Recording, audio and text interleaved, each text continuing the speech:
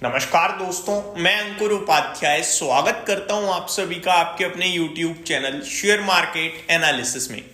दोस्तों, बीते 3 दिनों से जो कंटिन्यू गिरावट हो रही है, इन्वेस्टर्स की पोर्टफोलियो में लॉसेज आ रही हैं, वो क्या जारी रहेंगे या बाजार में लौटेगी स्टेबिलिटी और तेजी। दोस्तों, मैं आपको एक चीज बताना चाहूंगा वीडियो के स्टार्टिंग में कि 3 तरीके से बाजार चलता है। एक फुल फ्लैज तेजी जिसमें गधा घोड़ा सब भागता है, एक फुल फ्लैज मंदी जिसमें सब गिरता है, चाहे आपकी पोर्टफोलियो में अच्छी कंपनी है, खराब है या बहुत खराब है, सब गिरता है।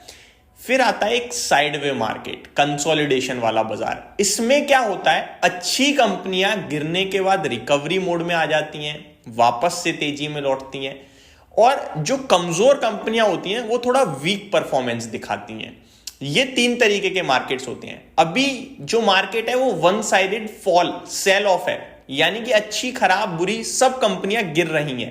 तो मार्केट एक सेटल हो जाए, उसके बाद इंडेक्स लाल है हरा है वो फर्क नहीं पड़ेगा, स्टॉक स्पेसिफिक एक्शन होने लगे तो ठीक है। वहां पे आपका स्टॉक कमजोर हो रहा है तो देखना भाई साहब, स्टॉक को पढ़ना, अच्छे से समझने की कोशिश करना। लेकिन करंट सिनेरियो ऐसा है दोस्तों जहां पे आप स्टडी कर ही नहीं सकते हो स्टॉक्स की कि यार ये गिर रहा है ये खराब है, नहीं, सब गिर रहा है अभी तो। ऐसे ही जब तेजी होती है ना, एक बुल मार्केट टाइप तेजी होती है, उसमें सब चलता है। एक नॉर्मल तेजी होती है जिसमें कुछ ऊपर जाएगा कुछ नीचे जाएगा, एक नॉर्मल गिरावट होती है। अभी वन साइडेड फॉल है, मार्केट ब्रेथ देखकर आपको समझ में आ रहा होगा। तो अपने स्टॉक्स को ज्यादा वो क्या कहते हैं उसे पोस्टमार्टम करने की जरूरत नहीं है ना।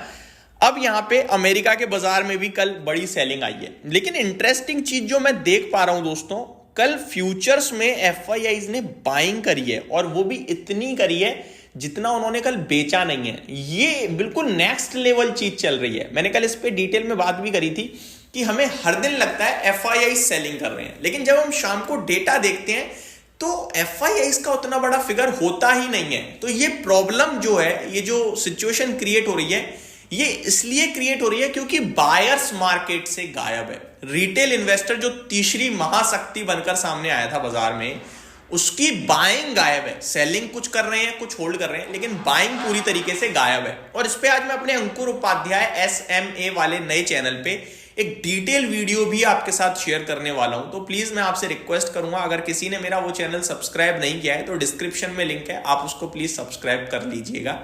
ये चैनल मेरा ओपन नहीं होता है दोस्तों, क्योंकि जियोग्राफिकली इंडिया में ब्लॉक है। वो मेरा ऑल्टरनेटिव चैनल है। इनकेस फ्यूचर में इस चैनल पे कभी कोई इशू आएगा तो मेरी रिक्वेस्ट है कि आप उसको फॉलो करके रखिएगा, उस पर हम कंटिन्यू करेंगे वीडियोस को।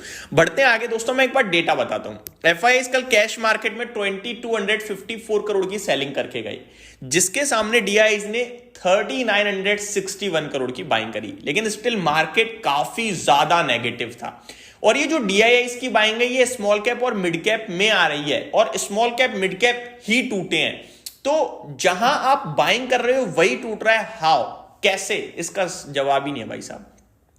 अब मैं ये कैसे कह सकता हूं कि डीआईआईज का फिगर जो है वो मिड कैप और स्मॉल कैप में जा रहा है, क्योंकि डीआईआईज के पास हमारा एसआईपी वाला पैसा ही तो है, और एसआईपी बता रही है हाईएस्ट आई है दिसंबर में, और एसआईपी का सबसे बड़ा फ्लो आपका स्मॉल कैप में है, फिर मिड कैप में है, और सबसे कम लार्ज कैप में है। तो सिंपल लॉजिक हो गया ना फिर तो। अब आता हूं एफआईआईज के नेक्स्ट एफएनओ डेटा पे।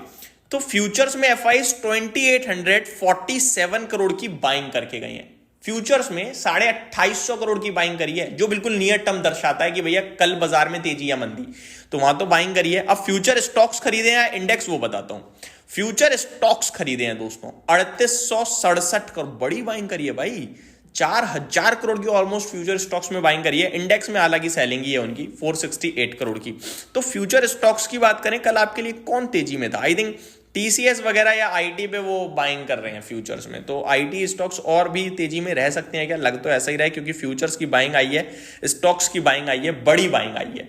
अब मैं आपको डेटा बताता हूं अमेरिका का। ये पिट गया है भाई साहब, बुरी तरीके से गिरा है। और कुछ तो लॉस एंजलिस में जो हो रहा है आप सभी को पता ही होगा, आग लग गई है वहां पे बड़ी भयंकर तरीके से। तो वो भी उनकी ग्रोथ पे, इकोनॉमी पे कुछ तो इम्पैक्ट डालेगा, बहुत बड़ा डालेगा। इनफैक्ट वो उनके लिए मतलब हॉलीवुड था पूरा, जैसे जैसे अपना मुंबई है ना जहाँ पे सारे सितारे रहते हैं, वहाँ पे वो वैसे ही था एग्जैक्टली। और बहुत ही सुंदर थी जगह, पूरी आग लग गई है दोस्तों। तो काफ़ी भयानक सीन है वो। अब उसको दोबारा रीडेवलप करने में काफ़ी कुछ एक्सपेंस आएगा जो कि गवर्नमेंट का ही होगा।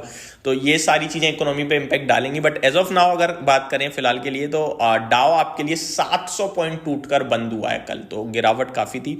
नेस्डेक में 317 पॉइंट्स की गिरावट थी, 1.5% एग्जैक्टली सिमिलर गिरे हैं डाउ और नेस्डेक, 1.63% दोनों एग्जैक्टली परसेंटेज टर्म्स में। S&P 500 1.54% यानी 1.5% नीचे था, और रसल 2000 में 2.2% की गिरावट थी, तो यहां ज्यादा थी। ब्रॉडर मार्केट हो या फिर ग्लोबल मार्केट्स हो, सब जगह गिरावट थी। अमेरिका के चौतरफा सेलिंग, यूरोप में भी सेलिंग है। आपका फिटसी 0.86% डाउन, डेक्स में आधे % की गिरावट, और कैक 0.8% डाउन है।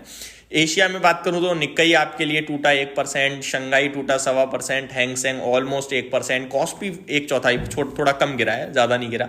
मलेशिया हरे निशाने में बंद होने में कामयाब रहा, और ताइवान 1/3% नीचे देखने को मिला है। स्टॉक स्पेसिफिक दोस्तों अगली वीडियो से बात करेंगे। इस वीडियो में सिर्फ इतना ही, बने रहिए चैनल के साथ। Thank you so much for watching this video. Have a great day guys.